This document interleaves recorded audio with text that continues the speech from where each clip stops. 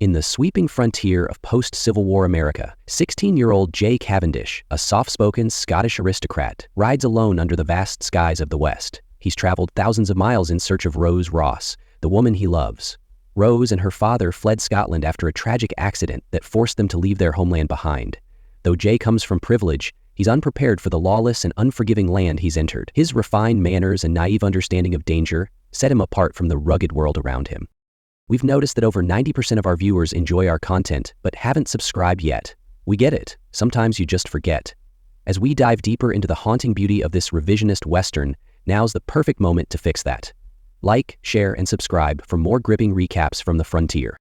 Armed only with a pistol, a telescope, and his romantic idealism, Jay journeys through forests and plains, encountering signs of violence and decay, burned wagons, abandoned camps, and reminders of the West's brutal reality. Jay's voice narrates parts of his journey, giving glimpses into his memories of Rose and his unshakable devotion to her. Despite the perils, he believes that love will guide him through.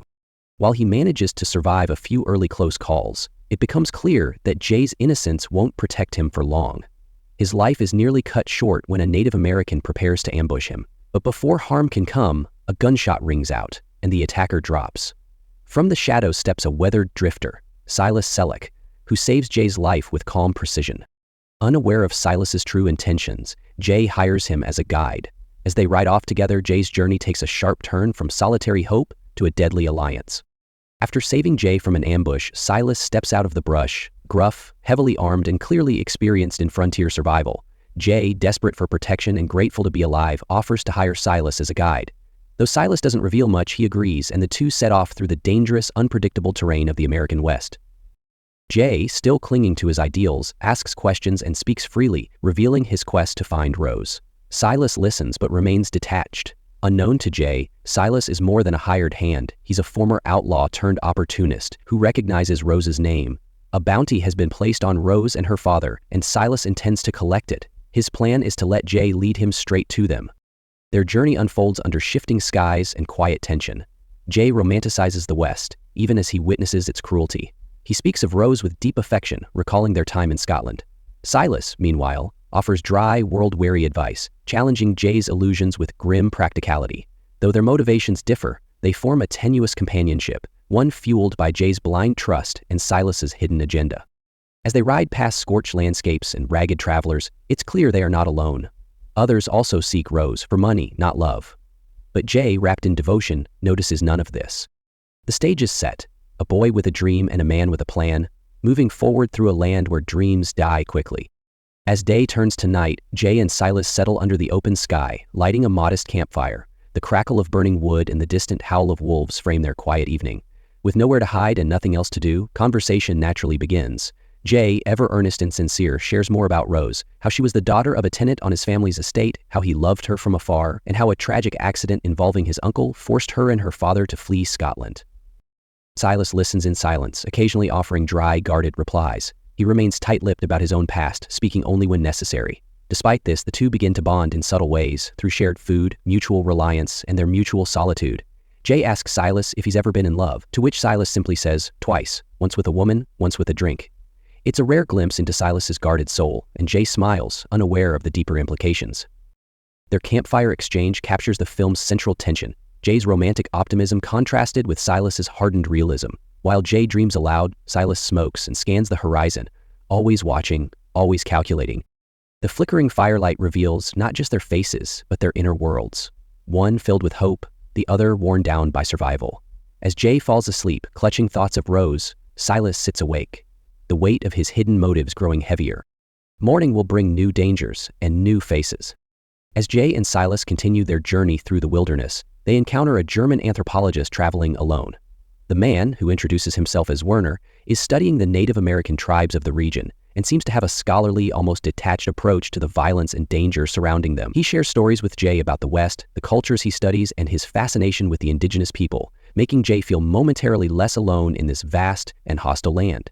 Werner offers Jay and Silas a drink from his flask, and they sit together, exchanging pleasantries under the open sky. Werner's calm demeanor contrasts with the tension between Jay and Silas. While Werner speaks freely about his travels, Jay listens intently, eager for any distraction from his quest for Rose. Silas, however, is less trusting of strangers and maintains his distance, watching Werner closely. As the evening progresses, Werner discusses the harsh realities of life in the West, hinting at the brutality that awaits those unprepared for the wilderness. He speaks of death in a clinical manner, showing little emotion about the many lives lost in this unforgiving land. Jay and Silas continue their journey through dense forests and open plains. The mood between them has shifted.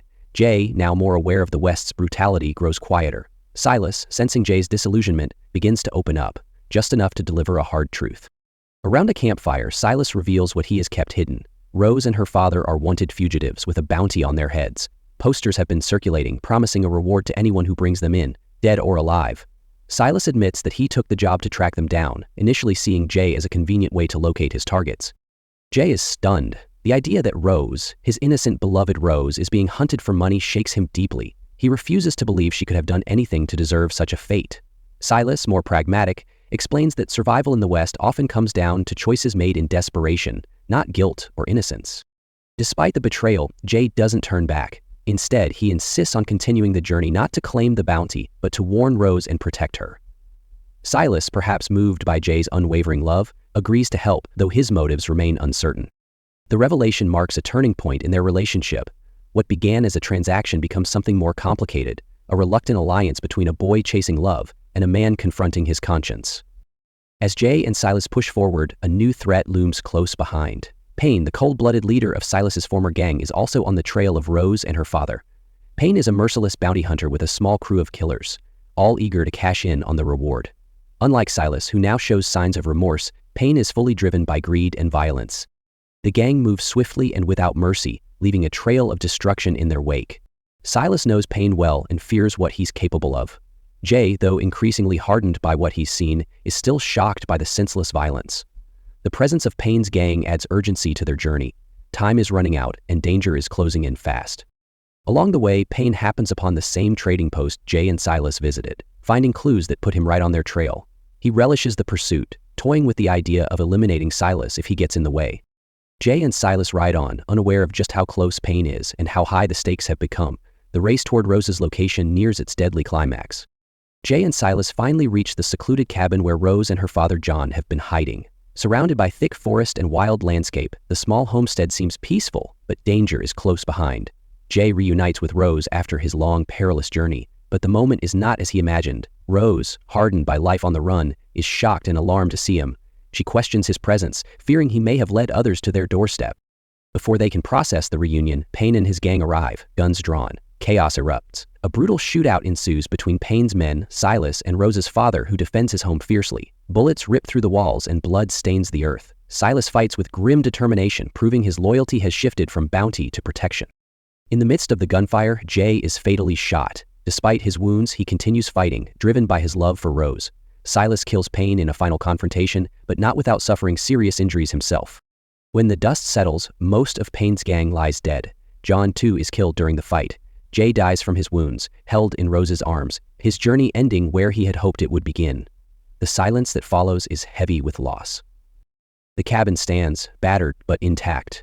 The West has claimed more lives, and Rose is left with the weight of those who tried to save her. With the gunfire silenced and the bodies buried, only Silas and Rose remain at the isolated cabin. The ground is scarred, and the air hangs heavy with the memory of those lost. As the camera pulls back from the cabin, the vast wilderness stretches once more, silent, beautiful, and untamed. Life in the West goes on, scarred but enduring. The journey ends, not with triumph, but with quiet survival and the faintest hope of peace. Don't forget to like, share, and subscribe for more in-depth recaps and reviews. Until next time, stay curious and keep exploring the hidden truths in every story.